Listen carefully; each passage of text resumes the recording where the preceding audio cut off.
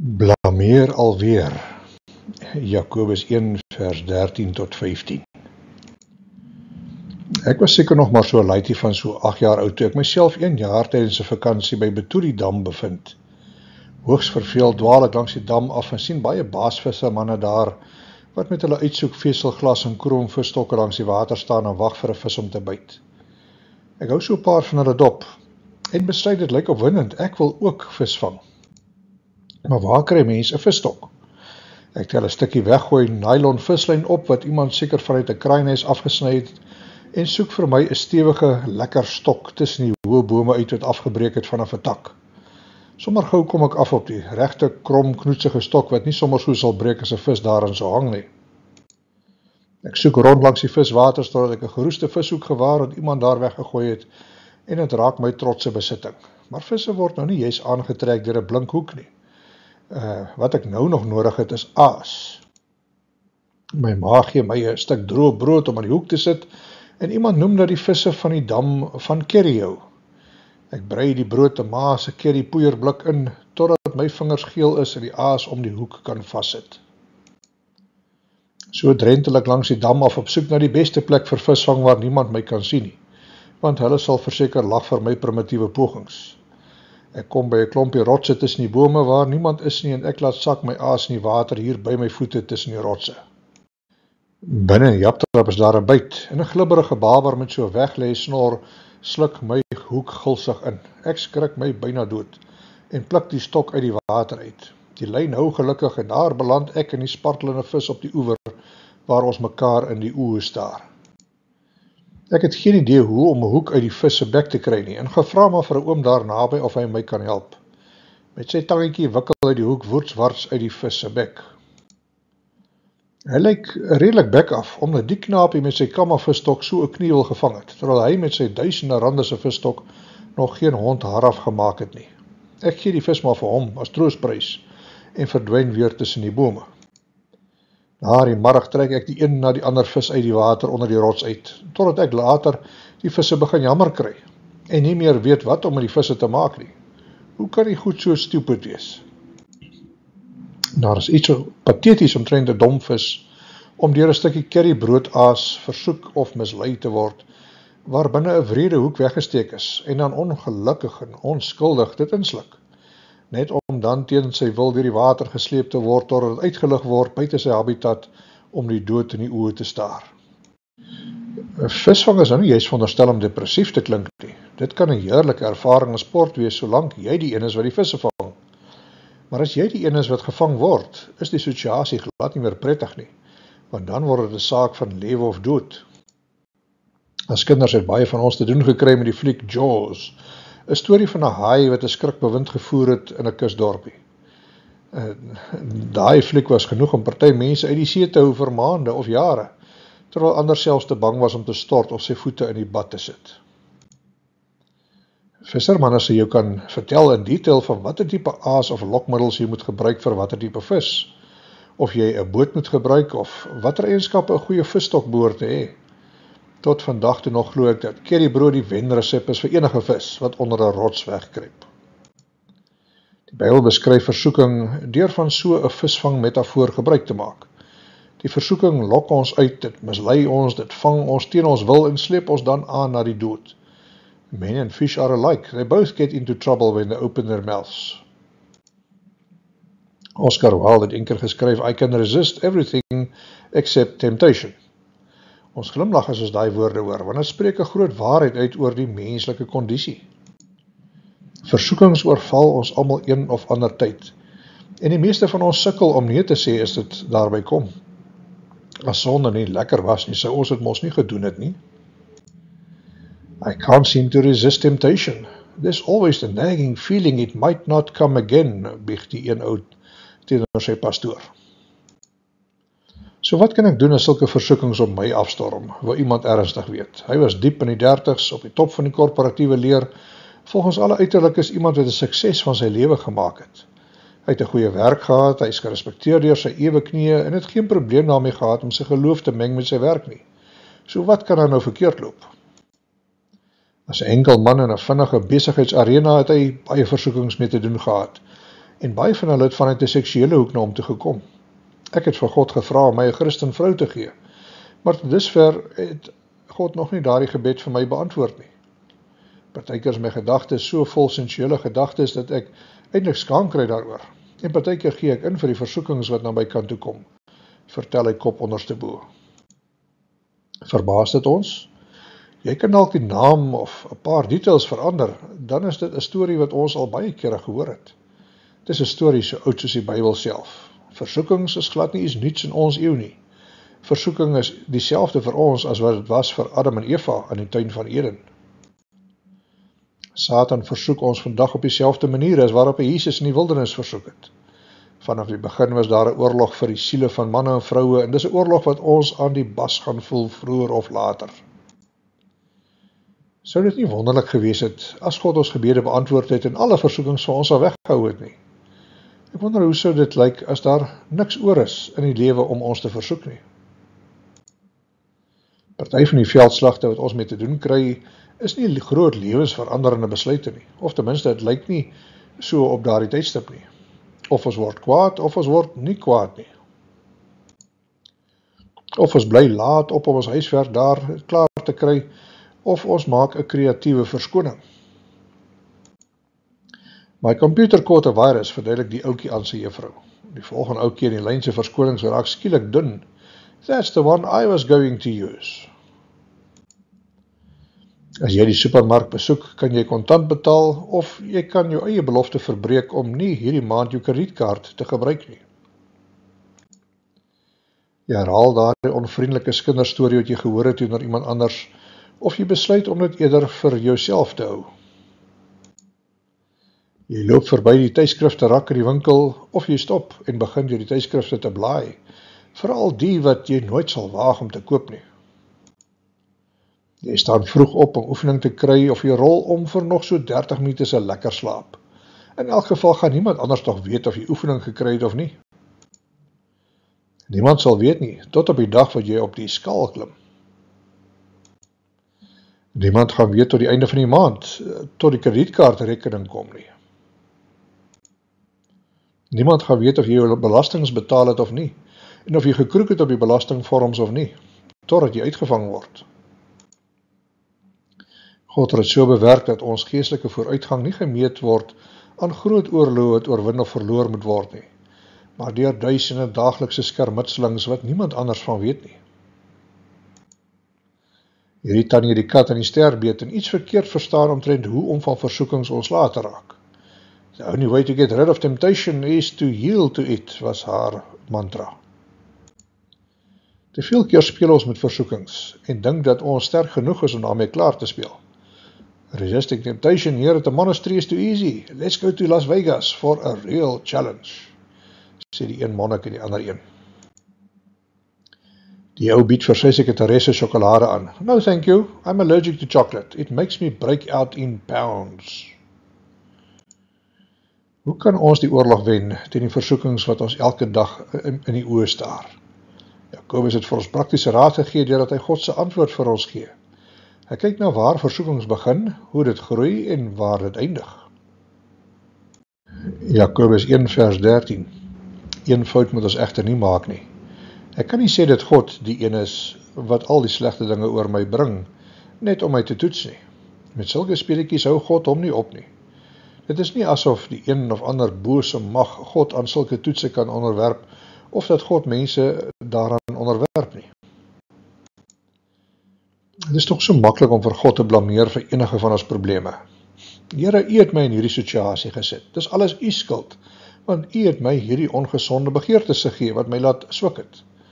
Here, U het toch geweet ek was platsak, en ek dink dis U wat my in daardie netelige posisie geplaas het wat gemaak het, dat ek maar myself gehelp het. Here, U het geweet ek was swak op daardie terrein, so dus is dit U skuld dat ek geval het. Maar God is nooit die bron van jou probleme nie, nooit nie. Hy is nie die oorsaak van jou mislukkings nie.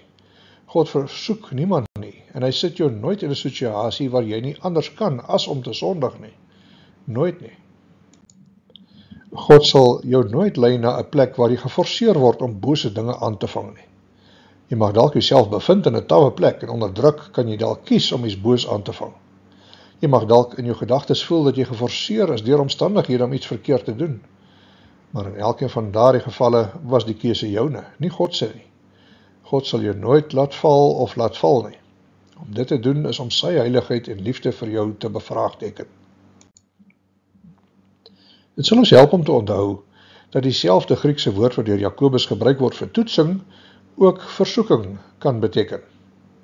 In die eerste paar verse van sy boek het hy die woord gebruik vir beproewings of toetse wat ons geloof uitdaag. Beproewings of terugslae is daar om geestelike volwassenheid in ons te kweek en ons behoort dus bly te wees daaroor. God laat moeilike tye in ons lewens toe omdat hy vir ons wil leer om standvastig op hom te vertrou, sodat ons deur hom gelei kan word. Jakobus teken vir ons 'n prentjie van sulke toetsings wat hard en swaar kan wees, maar hulle word in goeie gebruik, dus kan ons bly wees as hulle kom. Maar nou slaan hy oor na versoekings deur dieselfde woord te gebruik. Onmiddellik sien ons dat versoekings, anders as toetsings, sleg vir ons kan wees. Toetsings bou ons op, versoekings verbreek ons af en vernietig ons. Is dit wat ek nou beleef 'n toets of 'n versoeking? Wiersbe som dit so op: The devil tempts you to destroy your faith. God tests you to develop your faith. The devil's number one offer in every temptation is that you can go faster, get further, be more satisfied, and experience better, if you will just take this step without God. Jakobus maak het duidelik dat beproewings en toetsings van God afkom, maar versoekings nie. God toets sy kinders om ons geloof op te bou, ons nader aan hom te trek, en om vir ons 'n getuienis te maak van sy goedheid en getrouheid. Maar God mislei nie sy kinders sodat hulle in sonde beland nie. 1 Korintiërs 10 vers 13, die versoekings wat oor julle kom is dieselfde as wat enige ander mens teekom. God sal julle nie in die steek laat nie, maar doen wat hy gesê het. Hy het mos gesê dat hy nie dinge met jou sal laat gebeur wat jou as Christen van balans af sal gooi nie. As daar aan dinge gebeur wat jou van God se pad wil afkry, sal God jou help om die regte besluite te neem en jou dan die krag gee om te doen wat jy besluit het. A gem cannot be polished without friction, nor man perfected without trials, is 'n Chinese spreekwoord. God versoek ons nie, want sy begeerte is vir ons om heilige lewens te leef. Wanneer God iets beters of wonderliks in gedagte het vir jou, sal die duiwel sy bes probeer om jou dit te laat misloop. Die duiwel se versoekings kom dikwels na ons toe wanneer ons moeg is, of swak is, of meer kwesbaar is. Versoekings sleep ons in sonde in wat die teenoorgestelde is van om heilig te wees. Enige situasie in jou lewe kan beide 'n toetsing wees, sowel as 'n volbloed versoeking. God stuur 'n toetsing oor jou pad en die duiwel verander dit na 'n versoeking. 'n Versoeking is 'n uitnodiging om te begin sonde doen. Dis wanneer jy 'n innerlike trek voel na iets verkeerds, wanneer jou gedagtes en begeertes begin oorheers. Versoeking op sigself is nie sonde nie. As jy versoek voel, het jy nog niks verkeerd gedoen nie. Versoeking is bloot die duiwel se manier om jou uit te nooi om bose dinge aan te vang. As jy versoekings begin voel, moet jy weet die vyand is naby en gevaarlik. Moenie speel met versoeking nie, dis sterker as wat jy dink. The essence of temptation is the invitation to live independently of God, het Neil Anderson opgemerk. Sê maar een of ander siekte tref jou. Kan daardie siekte 'n toetsing vanaf God wees om te sien hoe jy in geloof gaan reageer? Ja, dit kan. Dit is feitelik altyd 'n toets van God om ons motiewe te suiwer, om ons te laat wegkyk van die aardse dinge na die dinge van die hemel, om ons te laat terugdraai na God toe. Kan die Satan ook daardie siekte gebruik en daardeur werk? Ja, hy doen dit. Deur daardie selfde siekte probeer die duiwel jou versoek om in te gee vir wanhoop, vir woede, vir bitterheid en depressie. God het 'n goeie doel in gedagte, maar die duiwel werk teen dit. Hy gebruik wat God vir jou ten goeie bedoel het, om jou af te trek en te verrenoveer. Veronderstel jy verloor jou werk. Jy kan vra, kan dit God se toedoen wees? Wil hy my dalk red uit 'n moeilike situasie of dalk vir my skuif na 'n nuwe terrein? Ja, hy kan. As jy jou werk verloor, kan dit wees dat God 'n beter doel vir jou gedagte het. Hy mag selfs 'n beter werk vir jou hê. Hy wil verseker jou geestelike karakter opbou deur hierdie proses. En tog, na die tyd wat jy jou werk verloor het, wat 'n toets van God kan wees, sal dit ook deur die Satan misbruik word om jou te probeer versoek, om in te gee vir woede, kwade gevoelens, blamering, wanhoop en moedeloosheid. Dit werk ook die ander rigting. Eendag kry jy verhoging en jou salaris lyk skielik sommer baie beter. Kan daardie verhoging 'n toetsing vanaf God wees? Absoluut. Welvaart en sukses kan 'n toets van God wees om te sien hoe jy sy seëninge gaan hanteer. Dit behoort jou meer vrygewig te maak, meer liefdevol, meer sensitief vir die behoeftes van ander, want God het vir jou soveel meer gegee. Maar is ook terselfdertyd 'n versoeking wat vir jou gierig en selfsugtig kan maak. Daar was eendag 'n man gewees wat op 'n besigheidsreis was. Hy het ingeboek by sy hotel. Hy was alleen en hy was eensaam, hy het neergeval op die bed, die TV aangesit en afgekom op 'n kanaal wat sê Adult Entertainment. Die man het geweet dat hy nie daardie kanaal moet kyk nie. Maar omdat hy alleen was en geestelik gedisoriënteer en ontwortel was, het hy 'n vreemde begeerte ervaar om een van daai sensuele flieks te kyk. Het God geweet dat die kanaal daar was? Ja, hy het.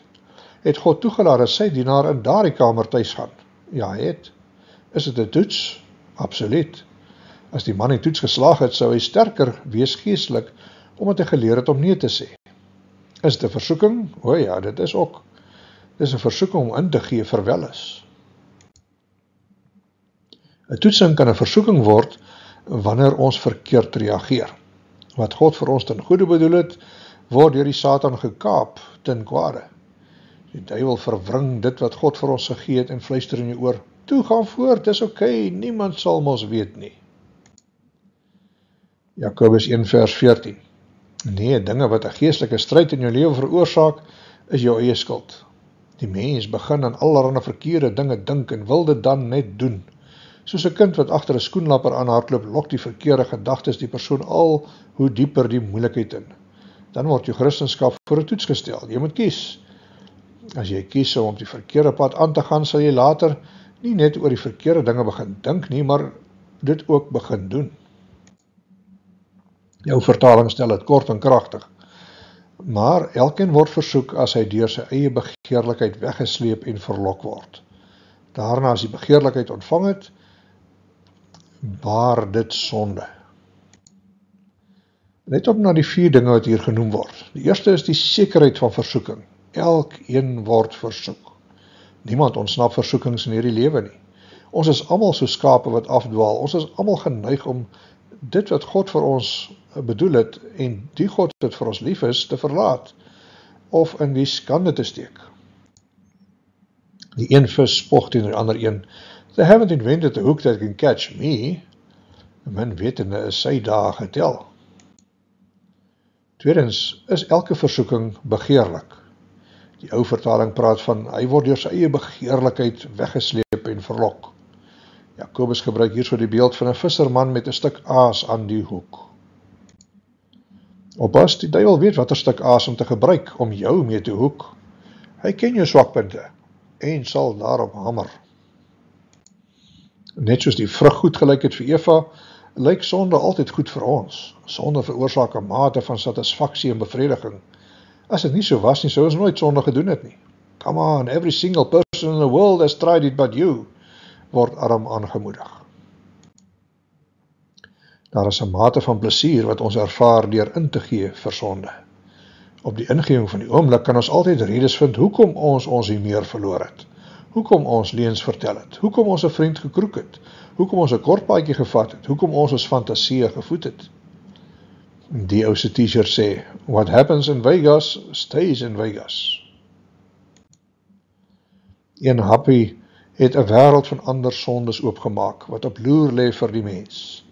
Almal beloof satisfaksie en plesier, maar is alles leë beloftes. As jy nie versoeking beland om geld te vat wat nie joune is nie, is dit omdat jy al reeds 'n gierige begeerte het na meer geld. For our next vacation, I'm taking the family to Wall Street. They've got the most terrifying roller coaster I've ever been on, verduidelik die pa aan sy seun. As jy in die versoeking beland om te kroek in 'n eksamen, is dit omdat jy 'n begeerte het na sukses, wat groter is as jou eerlikheid. Yes, I believe in love at first sight. Apparently you believe love is blind. As jy 'n begeerte het om 'n fisiese verhouding te hê met iemand anders buite die huwelik, is dit omdat jy 'n ongesonde begeerte het na plesier en ongeoorloofde intimiteit. Elkeen van ons versoekings maak staat op 'n onderliggende sondige begeerte. Jakobus sê dat elke persoon versoek word wanneer hy meegesleur word deur sy eie begeertes. Met ander woorde, ons is soos die dom visse wat met 'n hoek gevang word. Ons begeertes is soos die aas wat gebruik word. Wees die visserman, wees daarop uit om ons af te rokkel van ons verhouding met God deur ons sondige begeertes. Net 'n paar hoofstukke verder vertel Jakobus ons om die duiwel te weerstaan. Satan is die verleier, hy is die visserman, en dis nie 'n nuwe tydverdryf vir hom nie. Hy is al lank besig om vis te vang vir duisende jare. Hy ken sy prooi, hy weet watter tipe aas om op elkeen van ons te gebruik. Hy ken ons swakpunte, en hy weet watter aas gaan ons sondige begeertes aktiveer, en ons dom en blind maak vir die gevolge. Dus, nou een ding omtrent aas. Dit lyk of ruik baie goed vir die vis. Ons versoekings lyk ook goed vir ons. Wanneer 'n visserman aas vind wat feitelik altyd sukses sal verseker met sy visvang, hou hy aan om dieselfde aas te gebruik. As Satan 'n versoeking vind wat ons altyd sal laat sondig, hou hy aan om daardie versoeking te gebruik. En nog 'n ding omtrent aas is dat die vis iets beloof wat nie daar is nie. Dis 'n leuen wat bedoel is om die vis om die bos te lei. Dit lyk lekker van buite af, maar die hoek is iewers daar binne versteek. Versoekings gee nooit wat dit vir ons beloof nie. Dis bloot 'n stuk leuns om ons te mislei sodat ons gehoek word en vasgevang word in sonde. It's obviously fake and it looks ridiculous. Still I find it weirdly attractive, sê die vis. Wat sien jy eerst in hierdie advertensie? Free pizza. Maar het jy die fynskrif gelees? Wat jy gedink het verniet is dalk iets heeltemal anders. Take a bite of this worm. You won't believe what happens next, lees die advertensie. Don't take the clickbait, Norm. You'll be sorry, waarsku die een vis vir die ander een, waarskynlik uit ervaring. Die vis besef dikwels nie onmiddellik dat hy gevang is, as hy die stuk aas sluk nie. Dis eers wanneer die vis probeer wegswem, dat hy agterkom dat hy teruggetrek word in 'n rigting waarin hy nie wil gaan nie. Ons besef dikwels ook nie onmiddellik dat ons vasgevang is in sonde nie. Ons sluk die uitnodiging, ons sondig, ons sien dit was nie so erg nie. Ek kan mos enige tyd stop of omdraai. Dis eers as ons probeer wegkom, wat ons besef dat ons pens en pootjies gevang is. Ons is gehoek. Sin, it takes you where you don't want to go. It keeps you longer than you want to stay. It costs you more than you want to pay. When fleeing the scene of temptation, do not leave a forwarding address, is goeie raad. Daarins is die individualiteit van 'n versoeking sigbaar. Hy word versoek deur sy eie begeertes. Dis waar dat wat vir jou 'n versoeking mag wees, glad nie vir my sal pla nie, en wat vir my opdraande gee, weer geen effek op jou sal hê nie. Wanneer ons so uitgevat in die kerk sit, lyk dit asof ons as ware ons heilige vere reg geskit het en goed lyk. Ons lyk veel beter aan die buitekant as aan die binnekant. As ons maar die naakte waarheid van mekaar geweet het, sou ons almal seker weggehardloop het en nooit weer kerk toe gekom het nie. Vierdens is die resultaat van versoeking sigbaar. Die muis het geval vir die versoeking en aangesit by die feesmaal, maar die gevolge daarvan was katastrofies. Hy is gevang. Die versoeking het omgesit na die dood. Die begeerlikheid het swanger geword en geboorte gegee aan sonde. Jakobus gebruik die metafoor van 'n geboorte om sy punt duidelik te maak. As ons nie geestelik geboortebeperkings gebruik in ons gedagtelewens nie, sal ons begeerte swanger raak en ons aksies beïnvloed, en die resultaat sal 'n hele streep sonde babas baar. Dis 'n bizarre beeld, maar onderstreep dalk wat Jakobus bedoel het. A man can fail many times, but he isn't a failure until he begins to blame somebody else. Ons moet nie speel met versoekings nie. Ons kan nie lol daarmee dit uittart of duld nie, want versoekings lei tot begeertes wat uiteindelik lei tot sonde in ons lewens. So waar gaan dit alles eindig? Wat is die konsekwensies daarvan? Jakobus 1 vers 15. En as die sonde tot volle ontwikkeling gekom het, bring dit die dood voort. Ander vertaling sê, jy moet kies. As jy kies om op die verkeerde pad aan te gaan, sal jy later nie net oor die verkeerde dinge dink nie, maar dit ook begin doen. En hoe meer jy dit doen, hoe meer sal jy dit wil doen. So werk die sonde met 'n mens. Dit is die pad na die afgrond van God verlaatheid en die dood. Die aas veroorsaak dat iets gevang word, en dan lei dit tot die dood. Die vis kan so hard as hy wil probeer spook, om die hoek te ontsnap, maar die visserman sal dit mee doenloos in katrol. As dit eers gevang is, maak die visserman die vis dood. Dieselfde gebeur met ons versoekings, wat vir ons in sonde laat beland. Die duiwel katrol ons in, totdat ons spartelend en magteloos is en geestelik dood is. Sonde wat sy koers geloop het, veroorsaak ewige skeiding vanaf God. Die verhouding met God word verstuur en verinneweer. Onthou dat God heilig is en nie sonde kan toelaat nie. Elke keer as ons ja sê vir sonde, sê ons nee vir God. 2 keer in hierdie gedeelte maak Jakobus gebruik van die beeld van 'n geboorte. Bose begeertes gee geboorte aan sonde, en sonde gee geboorte aan die dood. Ons verkies om dit nie te weet nie. Wat maak 'n mens dan nog gelukkiger en blyer as die geboorte van 'n baba? Ons beplan vir die geboorte en versier die kamer en bid en spaar geld en deel die sonogram van die baba op Facebook met die hele wêreld. Ons reël baby showers en geslagsonthullingpartytjies en ons stuur geboortekaartjies uit, sodat almal kan weet daarvan. Dit sal moeilik wees om iets te vind wat meer wonderlik as die geboorte van 'n baba is. Maar nie alle babas is pragtig nie. Jakobus gebruik die gelukkige beeld van 'n kind wat gebore word om ons te herinner aan 'n aaklige realiteit. Ons bose begeertes groei oor verloop van tyd en hulle begin 'n lewe van hulle eie te lei en eendag gee daardie begeertes geboorte aan sonde. En wanneer sonde eers in die hart ontkiem het, lei dit net na die dood. Dit is die doodsvonnis vir ons en die dood betree selfs ons verhoudings. Dit reik al die pad terug na die tuin van Eden. Die slang het na Eva gekom en haar mislei, totdat sy 'n hap van die verbode vrug gevat het. Sy het vir Adam ook daarvan aangebied en hy het geëet, alhoewel hy ten volle bewus was van die konsekwensies en die gevolge van daardie daad. Skielik het die wêreld 'n baie onvriendelike plek geword.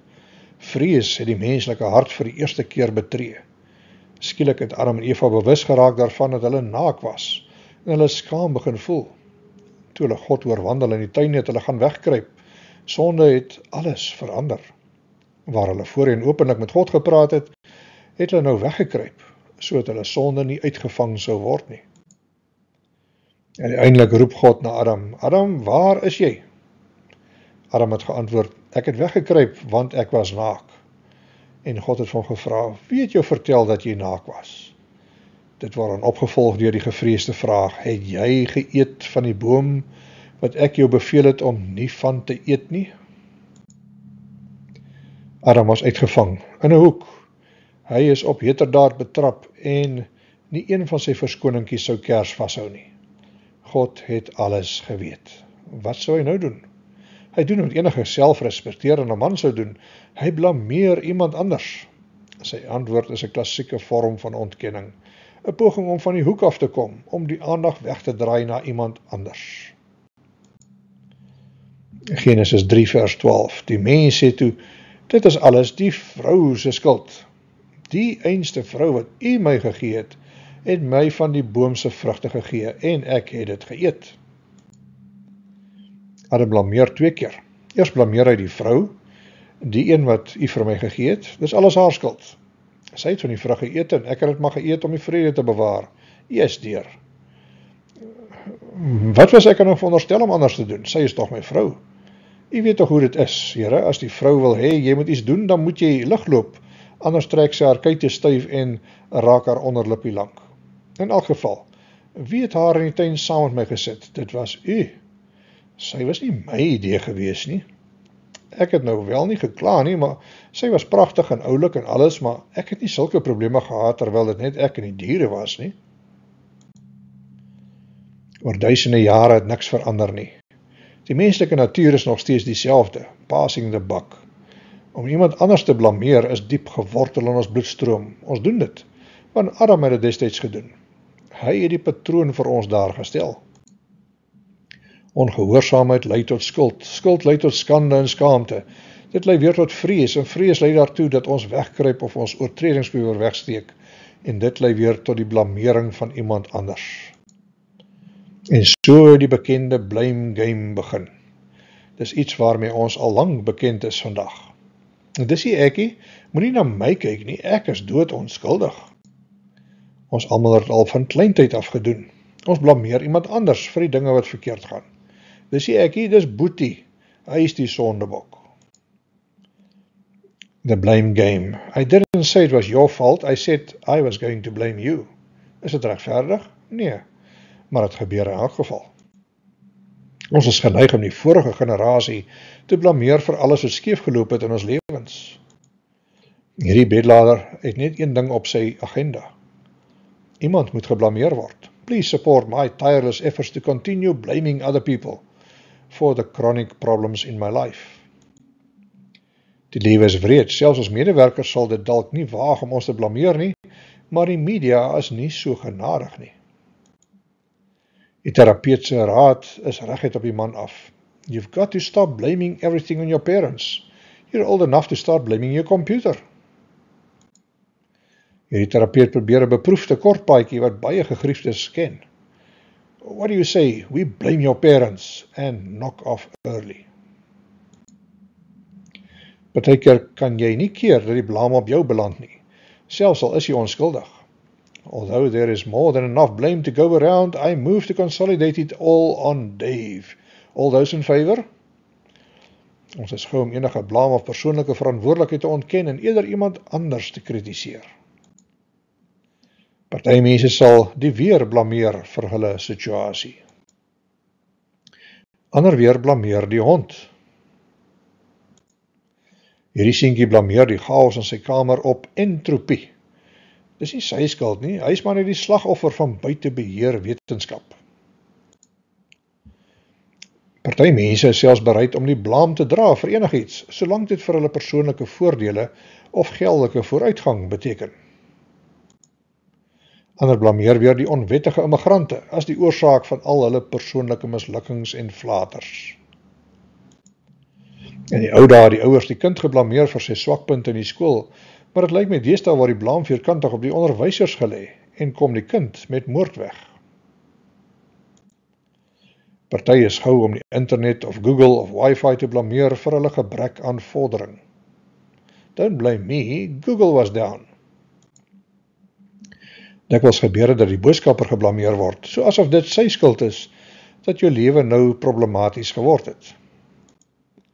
Selfs al skree al die bewyse wie die skuldige is daar steeds mense wat kop by stuk sal hou dat hulle totaal onskuldig is. Party van ons blameer deesdae maklik global warming vir enigiets wat ons nie verstaan nie, vir enige ramp of terugslag. If blaming it on global warming doesn't work, blame it on autocorrect, was die ouer opmerking. Die prokureur som die juridiese besluit op. We find that all of us as a society are to blame, but only the defendant is guilty. Party mense plaas die blame op die donkie. Ander gee die samelewing die skuld vir wat hulle aangevang het. Calvin verduidelik die situasie aan sy pa. I've concluded that nothing bad I do is my fault. Oh, right. Being young and impressionable, I'm the helpless victim of countless bad influences. An unwholesome culture panders to my underdeveloped values and pushed me to maleficence. I take no responsibility for my behavior. I'm an innocent pawn. It's society's fault. Sê pa se raad is goud word. Then you need to build more character. Go shovel the walk. Buite kla Kelvin oor die gevolge van sy briljante toespraak. These discussions never go where they're supposed to. Die ou die voeltjie hokskoene gemaak het met die stofsuier is gou om sy onskuld te toon. Don't blame me, I was cleaning his cage and he flew up the pipe. Your story just doesn't add up, sê die aanklaer. Die beskuldigde is gou met sy antwoord. Don't blame me, blame the school system. Hy dink dit iets met swak wiskunde te doen. Politici is nogal gou om iemand te blameer vir wanneer dinge verkeerd gaan. Dikwels is dit die maklikste om hulle voorgangers te blameer vir alles wat nie werk nie. Dis asof politici 'n eindelose versameling van dinge of mense het wat hulle kan blameer vir hulle eie foute en tekortkomings. Dis natuurlik nooit hulle eie onvermoë of skuld as dinge verkeerd loop nie. Die seentjie het gou geleer om persoonlike verantwoordelikheid te sy stap en eerder 'n ander land te blameer vir sy ongelukkigheid.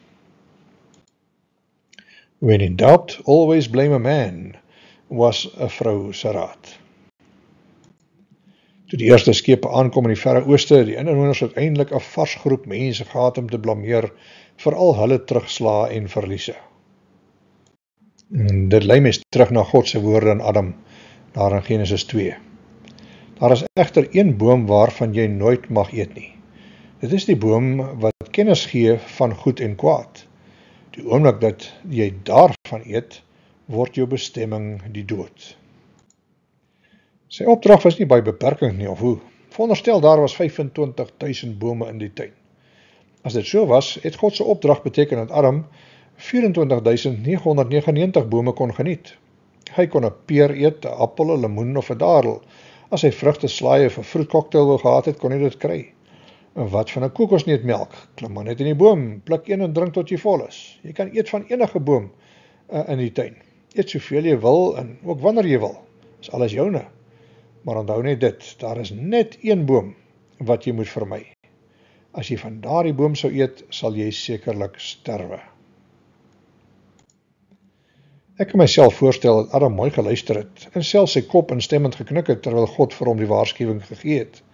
Hy het self saamgestem met God dat dit stupid sou wees om te eet van daardie een verbode boom, as daar so baie ander bome vir hom beskikbaar was. Maar ons ken die res van die storie. Die slang het op die toneel verskyn vir Eva versoek en mislei, en sy het geëet en ook vir Adam van die vrug gegee. Hy het geëet, nie uit onkunde uit nie, en so het rebellie 'n manier van lewe vir die menslike ras geword. Dis omtrent asof Adam nie kon wag daarvoor nie. Op die uitkyk was vir 'n rede om tog van daardie boom te eet. Dis die heel eerste keer dat hy versoek word, en hy gee sommer in sonder om kapsie te maak daarteen. Sedert daardie tyd word ons almal gebore met 'n innerlike hinkering vir daardie selfde verbode vrug. Ons begeer om van daardie vrug in die hande te kry, selfs al lei dit tot die dood. Ons eet en eet en eet en dis asof ons nooit genoeg daarvan kan kry nie. En dis dalk hoekom die wêreld so gemors is vandag. Ons het aangedring op ons vryheid en toe ons dit kry, het dit vir ons doodgemaak. En dis wat Jakobus bedoel het as hy sê dat sonde geboorte gee aan die dood. Sonde maak dood, sonde verinneweer en verwoes elke menslike verhouding. Sonde maak selfs ons verhouding met God dood. Wanneer sonde volwassenheid bereik het, gee dit geboorte aan die monster van die dood. En daar is niks pragtigs en mooi daaraan nie. Sin is like a cancer that destroys step by step, sometimes so slowly we don't realize what's happening to us. Ons sou veel beter daarvan afgewees het as ons betyds gestop het en die impak van daardie bose begeertes deurgedink het. Wat begin het as 'n vlietende gedagte het nou 'n roerende begeerte geword. Dit gegroei en 'n oorweldigende impuls geword wat ons gelei het om iets lafs aan te vang met 'n reeks aaklige resultate in sy spore baar. Persoonlike tragedie, verwoeste lewens, kinders wat seer kry, bedienings wat geruïneer is en gebroke huwelike. Die ergste van alles is dat ons eindig ver van God af, die een wat vir ons gemaak het. Ons is waarlik verlore en daar is net een persoon wat ons kan blameer, onsself. Moenie met sonde speel nie. Moenie op afbob se stoep speel nie. Dit kan seksuele versoekings wees, maar kan ook veel meer wees. Moenie die duiwel vasdra plek in jou gedagtes gee nie.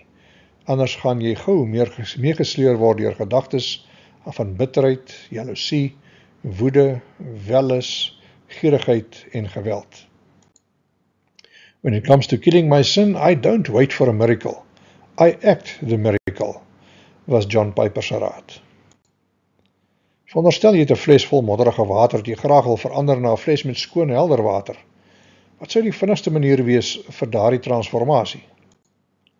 Jy vat 'n tuinslang of 'n kraan en druk dit in die fles in of in die bottel in en maak dit vol met helder skoon water. Soos die vars skoon water in die fles instroom, spoel dit die modderwater uit.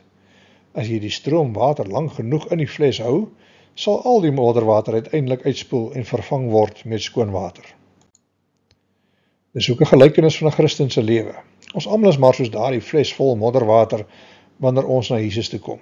Party van ons is dalk meer modderig as ander, maar ons is almal onrein en vuil wanneer ons met die Here te doen kry. Dis die werk van 'n leeftyd om daardie modderwater van ons sondige geneigtheid en begeertes te vervang met die skoon, rein water van God se heilige karakter. Ek kan dit maar by die naam noem as ek met God daaroor praat. Ek kan sê, Here, laat u liefde in my instroom en al my woede uitwas. Laat u heiligheid inkom en al my gierigheid uitwas. Laat u reinheid inkom en my welis uitdryf. Laat u genade deur my siel spoel en my skoon was van enige jaloesie. Mag u geduld inkom en my ongeduld sal verdwyn. Mag u genade my kom volmaak sodat ek weer kan vergewe. Kom in al u volheid in my in, Here Jesus, en kom vul my van bakboord na stuurboord, sodat daar geen plek oor is vir modderige sonde nie. As ons eerlik wil wees, sal ons toegee dat ons maar net soos die visse is. Jy weet presies watter begeertes van jou die Satan gebruik as lokaas om jou weer en weer te laat sondig. As jy nie vrykom van hierdie hoek van sonde nie, sal jy geestelik doodgaan. Hoe kan ons vryheid vind? Hoe kan ons vrykom van sulke versoekings? As jy gelowig is wat toegegee het aan versoeking, sê die Bybel, dat jy eerlik moet wees met God en jou sondes moet bely. Volgens sy belofte sal die Vader dan vir jou vergewe en jou vrymaak van jou skuld. Jy kan nie met versoekings op jou eie afreken nie. Jy het goddelike hulp nodig. In Johannes 1 vers 9, maar as ons sonde bely, hy is getrou en regverdig. Hy vergewe ons sondes en reinig ons van alle ongeregtigheid. Versoeking is 'n algemene ervaring vir alle mense van God. Ons sal dit nooit kan ontsnap of immuun raak daarteen solank as ons in hierdie gevalle wêreld woon nie. Maar God het vir ons alles gegee wat ons nodig het om elke keer die veldslag of oorlog te wen. Staan dus vas en veg terug teen elke versoeking. Die Here is aan jou kant. Solank as wat ons probeer om die geveg te wen op ons eie, sal ons wees soos die vis wat die aas met hoek en al gesluk het en weggesleep word land toe na sy dood. Die goeie nuus van Jesus is dat dit nie jou einde hoef te wees nie. As jy jou sondes bely en staat maak op God, sal hy jou optel uit die water, die hoek losmaak en jou vrylaat van die sonde wat jou vasgehou het. Dan kan jy jou lewe vry wees van skuld, skande, vrees en depressie. Jy sal dan 'n herstelde verhouding met die Vader beleef en 'n diepe vrede ervaar. Here, dankie dat u kom klaarspeel het met versoekings en my sonde aan die kruis. Dankie dat die dood nie meer vir my 'n verskrikking inhou nie. Help my om erns te maak met sondes wat nog in my lewe vasdra plek het, hulle te bely en te laat staan.